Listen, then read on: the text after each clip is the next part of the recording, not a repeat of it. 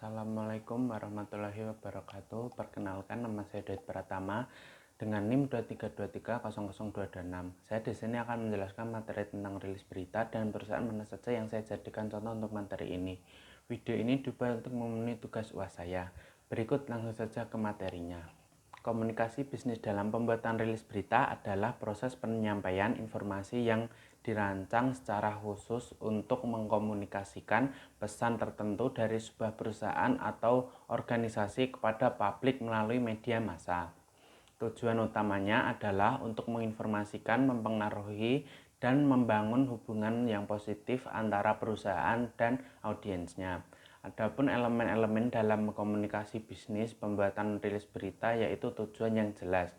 Contohnya menginformasikan, mengelola reputasi, meningkatkan citra perusahaan, struktur yang jelas seperti judul, menarik perhatian, dan memberikan gambaran singkat tentang isi berita. Lead, paragraf, pembuka, tubuh teks, informasi tambahan, latar belakang perusahaan, dan kontak media.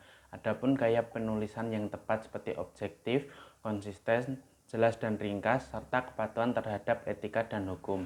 Rilis berita adalah alat yang sangat penting dalam strategi komunikasi bisnis karena memiliki kemampuan untuk menjangkau audiens yang luas dan mempengaruhi persepsi publik terhadap perusahaan. Dengan merancang rilis berita yang efektif, perusahaan dapat membangun dan memelihara citra positif serta mendapatkan perhatian media. Berikut contoh pengimplementasian komunikasi bisnis pembuatan rilis berita dalam dunia pekerjaan, pengumuman keuangan, peran publik, pengumumkan hasil keuangan kuartalan dengan rilis berita yang mencakup data keuangan utama, analisis dari CFO, dan rencana strategis ke depan. Rilis berita ini dikirim ke media keuangan dan investor. Contoh kedua, pencapaian perusahaan. Sebuah perusahaan menerima penghargaan industri dan menyalurkan rilis berita yang menyoroti pencapaian ini, termasuk kutipan dari pihak yang memberikan penghargaan dan informasi tentang upaya perusahaan yang diakui. Berikut adalah perusahaan yang akan saya kaitkan ke dalam materi tersebut. Harian Jogja. Harian Jogja adalah sebuah surat kabar yang berbasis di Yogyakarta, Indonesia, dikirakan untuk memenuhi kebutuhan informasi masyarakat di wilayah Yogyakarta dan sekitarnya. Harian Jogja memiliki sejarah yang terhubung dengan perkembangan media massa di Indonesia, khususnya di daerah Jawa Tengah dan Yogyakarta. Latar belakang Harian Jogja. Harian Jogja diterbitkan pertama kali pada tanggal 20 Mei 2008. Harian ini lahir di kebutuhan akan media yang fokus pada isu-isu lokal dan regional di Yogyakarta, serta sebagai upaya untuk memberikan informasi yang akurat dan aktual kepada masyarakat setempat. Harian Jogja merupakan bagian dari Jawa Post Group, salah satu grup media terbesar di Indonesia yang memiliki jaringan luas surat kabar, majalah, dan media elektronik di seluruh Indonesia. Dengan dukungan dari Jawa Post Group, Harian Jogja dapat memanfaatkan sumber daya dan jaringan yang luas untuk mengembangkan kontennya. Seiring dengan perkembangan teknologi dan perubahan pola konsumsi media, Harian Jogja juga telah beradaptasi dengan menyediakan versi digital dari surat kabarnya. Melalui situs web dan aplikasi mobil, pembaca dapat mengakses berita dan informasi secara online yang memungkinkan jangkauan yang lebih luas dan lebih cepat. Apa sih aturan kebijakan redaksi di Harian Jogja? Kebijakan redaksi menjadi pedoman bagi semua kegiatan jurnalistik di lembaga media massa, melibatkan berbagai aspek seperti penentuan sudut berita, peliputan lapangan, pemilihan narasumber, penulisan, desain, pengedit, pemilihan berita, ideologi media, dan sebagainya. Di Harian Jogja, keputusan terkait berita yang diterbitkan juga tunduk pada kebijaksanaan redaksi. Manajemen Harian Jogja berpotensi di bawah Jaringan Informasi Bisnis Indonesia yang merupakan bagian dari Bisnis Indonesia, Group of Media, Big Media. Media lain yang tergabung dalam kelompok Big Media meliputi Bisnis Indonesia, bisnis.com, kabar24.com, Solopost, solopost.com, Harian Jogja, harianjogja.com, Radio Star, Solopost FM, PT Solo Grafika, TV Bisnis, dan sejumlah entitas lainnya. Dari mana sih sumber berita yang didapatkan oleh Harian Jogja? Sumber berita merupakan alat yang diperlukan oleh wartawan dalam menyusun berita. Sumber berita menjadi elemen pokok dalam rangka penyediaan informasi seringkali diperoleh dari berbagai entitas seperti lembaga, pemerintahan, instansi swasta, masyarakat umum, partai politik, dan lain sebagainya. Dalam proses peliputan berita, Harian Jogja melakukan seleksi sumber berita sesuai dengan konteks pemberitaan yang akan diangkat, serta disesuaikan dengan kapasitas narasumber yang akan diwawancara oleh reporter.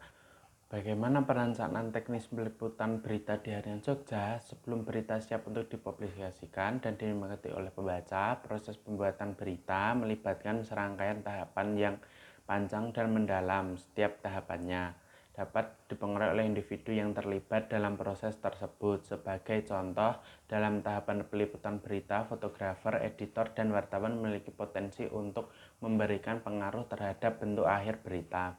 Harian Jogja rutin menggelar 2 rapat setiap hari, dengan rapat budgeting dilakukan pada pukul 3 sore.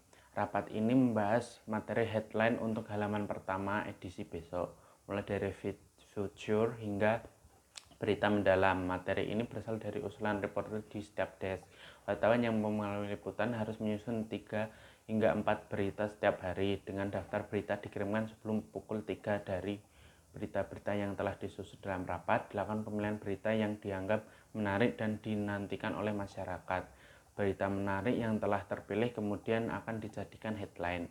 Pada pukul 6:30 diadakan rapat finishing yang berfungsi untuk mengevaluasi apakah keputusan yang diambil dalam rapat pagi tersebut masih relevan dan kuat. Apabila bahan berita sangat terbatas atau informasinya tidak kuat, berita headline yang telah dipilih bisa diganti atau ditukar dengan berita lain. Apa sih karakter penulisan berita Harian Jogja? Terkait kebijaksanaan redaksional dalam hal pemberitaan di jaringan bisnis Indonesia Group of Media, Big Media, Aris Junianto yang menjabat sebagai manajer konten Harian Jogja menyatakan bahwa ada kebijakan untuk mencantumkan dengan jelas nama dan alamat email wartawan pada setiap berita yang dihasilkan di seluruh jaringan Big Media, termasuk di Harian Jogja. Dengan diterapkannya kebijakan ini, setiap berita yang dihasilkan di Harian Jogja sekarang tidak menggunakan kode atau inisial.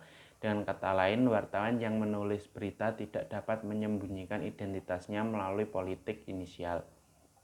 Karena redaksi koran memberikan peluang bagi pembaca untuk menghubungi langsung penulis berita tersebut melalui surat elektronik atau email.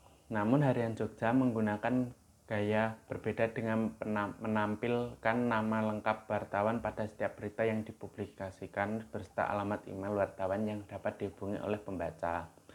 Hal ini mencerminkan gaya atau style yang diterapkan dalam pengelolaan halaman yang serupa di lingkungan Jaringan Informasi Bisnis Indonesia atau JIBI.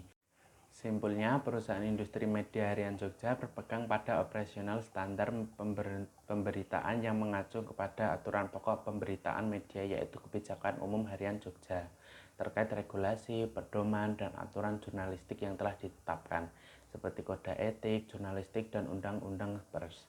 Serta wartawan Harian Jogja harus mematuhi pedoman penulisan umum, termasuk pedoman dari PWI, prinsip 5W1H, memiliki nilai berita, serta tata bahasa sesuai standar KBBI dan PUEBI. Wartawan dan redaktur surat kabar Harian Jogja disarankan untuk mengutamakan profesionalisme dan objektivitas, serta menciptakan variasi dalam jenis berita melalui penerapan kreativitas dan inovasi pada aspek materi, berita, narasumber, dan investasi mendalam.